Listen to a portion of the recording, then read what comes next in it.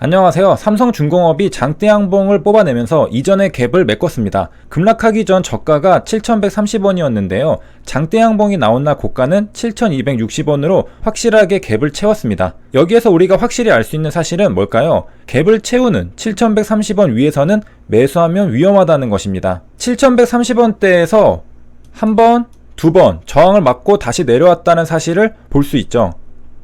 이런 특성은 지나고 나서 보면 명확한데요. 순간적으로 삼성중공업이 급등할 때 발견하면 알아차리기가 힘듭니다.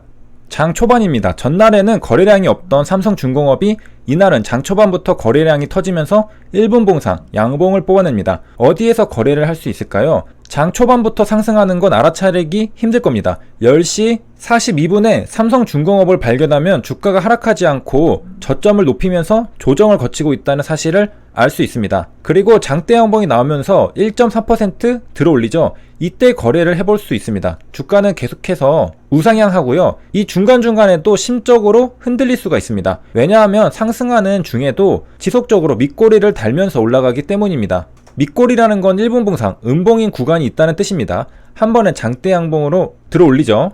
그리고 이전 거래량을 엄청나게 상회하는 슈팅이 나옵니다. 1봉상 장대양봉이 두 번 연속 나왔죠. 이걸 발견하면 급하게 따라붙고 싶은 생각이 들 텐데요. 보통 장대양봉이 두 번 나오면 일단은 놓아주어야 합니다. 거래 시점을 한참 놓쳤죠. 수익을 볼 수 있는 건 미리 준비하고 있던 트레이더들이었을 겁니다. 그분들은 여기에서 이미 올라탔을 겁니다. 그리고 우리가 일봉 차트에서 본 한 가지 사실을 기억해보면요. 저 가격이 7,180원이라는 걸 눈여겨봐야 합니다. 개파락 전 저가인 7,130원을 돌파한 가격이죠. 돌파가 쉽게 될까요? 매물이 많겠죠? 더 가려다가 실패하고 음봉으로 내려옵니다. 이렇게 말이죠. 곧장 돌파해서 우주로 갈 것처럼 보였지만 20분만 지나도 그게 아니라는 사실을 깨닫게 됩니다. 그러니까 저 급등하는 자리는 지뢰밭이었던 겁니다. 이런 것만 잘 피해도 손실을 줄일 수 있습니다. 그리고 손실이 줄면 수익을 쌓아갈 수 있습니다. 정리하면요. 두 가지 측면에서 저 자리는 지뢰밭이었습니다. 첫째는 1분 봉상, 장대양봉이 두 번 이미 나온 상태였다는 것이고요. 필히 조정을 거치고 가야 할 자리죠. 심지어 돌파 매매도 아닙니다. 1분 봉상 전고점은 6,910원인데 저 자리보다 심하게 올라간 상태죠. 그냥 급등주 추격 매수가 되는 꼴이었던 겁니다. 그리고 두 번째, 개파락이 전 저가인 7,130원이 저항선이 되기 때문에 들어가면 안 되는 자리였던 겁니다. 그렇다면 5월 6일에 삼성중공업은 왜 개파락했던 걸까요? 어닝 쇼크가 있었습니다. 1분기 영업이익이 마이너스 5천억 원이 찍혔고요. 이는 전년도 1분기에 비해 10배에 해당하는 적자입니다. 그리고 임시 주주총회가 열리는데요. 그 의안이 무상 감자의 건이 나오게 됩니다. 이 모든 게 하루 만에 나온 악재죠. 한 번에 털어버리기 위해서였을까요? 한 번에 반영하면 주가가 줄줄줄 흐르지는 않을 테니 말이죠. 매를 딱 한 번 세게 맞고 끝내는 거죠. 같은 날 앞서 본 감자 결정 공시도 나옵니다. 5,000원 보통주를 1,000원으로 무상 감자한다는 공시죠. 발행 주식수는 6억 3천주로 똑같은데요. 자본금이 변동됩니다. 자본금이 3조 1,500억 원이었는데 감자 후에는 자본금이 6,300억 원이 됩니다. 확 줄어들죠. 자본금이 줄어들었으니 자본 잠식이 있었다면 상당 부분 해소가 되겠죠. 저 계산은 어떻게 하느냐면 3조를 5로 나누면 6천억 원이 됩니다. 액면가를 5분의 1로 줄이기 때문에 그렇죠. 삼성중공업의 해당 공시들은 장이 끝나고 나왔습니다. 실적은 오후 3시 38분에 나왔고요. 10분이 지나고 감자결정 공시는 3시 47분에 나왔습니다. 그러니까 주가에 반영되는 건 다음 거래일인 5월 6일이었겠죠? 목요일인데요. 5월 5일은 어린이날로 쉬는 날이니까 넘어가고 6일이 됩니다. 삼성중공업 주주님들 입장에서는 5월 4일 화요일에 해당 내용을 접했으니까 5월 5일 어린이날에 지옥같은 나날이었을 겁니다. 쉬는 날인데도 정신적인 스트레스가 상당했을 것입니다. 삼성중공업 측에서는 일부러 쉬는 날에 맞추는 게 아닐까 생각도 드는데요. 쉬는 날을 하루 거치면서 공포가 줄어들고 투매도 줄어들고 주가 하락이 어느 정도 방어가 되지 않을까 생각했을 수도 있습니다. 시가는 마이너스 20%에서 시작해서 장중 고가 마이너스 10%까지 찍습니다. 그러니까 시초가에 진입한 투자자는 장중 최대 10% 수익도 볼 수 있는 기회가 있었죠. 당일 주가를 보면 시초가가 최저가였습니다. 그러니까 탈출하려는 투자자든 새롭게 진입하려는 투자자든 시초가에 진입해야 손실을 줄이거나 수익을 볼 수 있었을 겁니다. 고가는 9시 57분에 찍습니다. 더 길게 끌면 오히려 수익을 반납할 수 있습니다. 가성비 좋게 매매하려면 시초가에 진입해서 16분 뒤 9시 16분에 매도하는 것이죠. 5월 4일까지 개인들만 3일 연속 사들였습니다.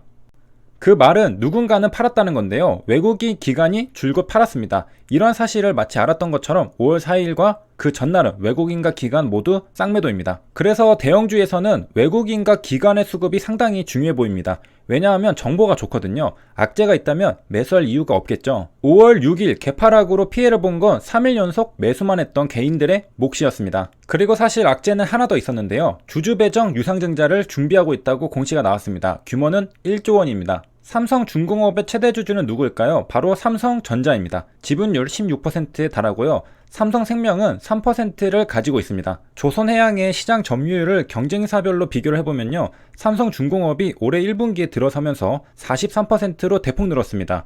작년만 해도 점유율은 삼성중공업과 현대중공업, 대우조선해양, 삼호중공업이 비슷비슷하게 20%대에 있었는데 이번에 삼성중공업이 거의 절반을 차지하게 됩니다. 그리고 수주량도 늘었습니다. 2019년도 한 해 수주량이 4,800이었고 2020년에는 3,600이었는데 올해 1분기에만 5,700이 됩니다. 단순 곱하기 4를 하면 2만이 넘어가게 됩니다. 참고로 단위가 배 한 척이 아니라 1000GT라고 적혀 있는데요. GT는 그로스 토니지의 약자로 총 톤수를 말합니다. 그러니까 배 한 척을 기준으로 수주량을 계산하는 게 아니죠. 톤으로 계산합니다. 왜? 배의 크기가 저마다 다르고 가격도 다를 것이기 때문입니다. 기본적으로 선박을 만드는 건 주문을 받아서 고객이 원하는 형태로 만들어줍니다. 그래서 가격도 배 한 척당 가격이 아니라 톤당 단가로 이야기를 합니다. GT당 몇 달러냐는 것이죠. 다시 공시로 돌아와서요. 1분기 수주량을 보면 확실히 전년도와 전전년도에 비해 수주량이 증가하고 있는 추세를 그리는 건 확실해 보입니다. 삼성중공업이 만드는 선박은 어떤 종류가 있느냐? 초대형 컨테이너선을 만들고 LNG선도 만듭니다. 컨테이너선의 가격도 적혀있네요. 약 1억 달러라고 하는데요. 하나로 1200억 원이라고 합니다. 13,000 TEU 기준으로 1200억 원이죠. LNG선은 그보다 더 비쌉니다. 약 2배 비싸다고 보면 되겠습니다. 약 2천억 원대죠. 선박은 저마다 크기도 다르고 가격도 다를 텐데 이렇게 제품 가격을 구할 수 있는 건 기준을 컨테이너선의 경우 13,000 TEU로 잡았기 때문입니다. 그래서 계산이 가능한 것이죠. 만약 고객이 그보다 작게 만들어주면 안 되겠냐 하면 그에 해당하는 수준으로 가격도 깎아주겠죠. 세 줄 요약입니다. 삼성중공업은 5월 4일에 공시가 3개 나옵니다. 어닝쇼크 실적 공시, 무상감자 공시, 유상증자 공시입니다. 악재를 한 번에 다 털어내버렸죠. 그리고 5월 5일 어린이날이 끝나고 6일에 장이 시작하니 개파락을 마이너스 21%에서 시작합니다. 장중 마이너스 10%까지 올라오기도 했고요. 그리고 6월 4일에 갭을 메꿨습니다. 20거래일 만에 메꿨으니까 한 달이 걸렸습니다. 그러니까 매매할 수 있는 구간은 많이 있었는데요. 5월 6일 개파락한 날 시초가에 들어가서 당일 수익을 내고 나오는 단타 매매가 있고요. 한 달이 다 돼갈 때쯤 들어가서 갭을 채우고 수익을 보고 나오는 수익 매매가 있고요. 하지 말아야 할 건 5월 4일 저가 7,130원에 다시 되돌아왔다고 돌파하는 줄 알고 매수하는 것입니다. 이때는 매도 타점입니다. 여기까지 시청해주셔서 감사합니다.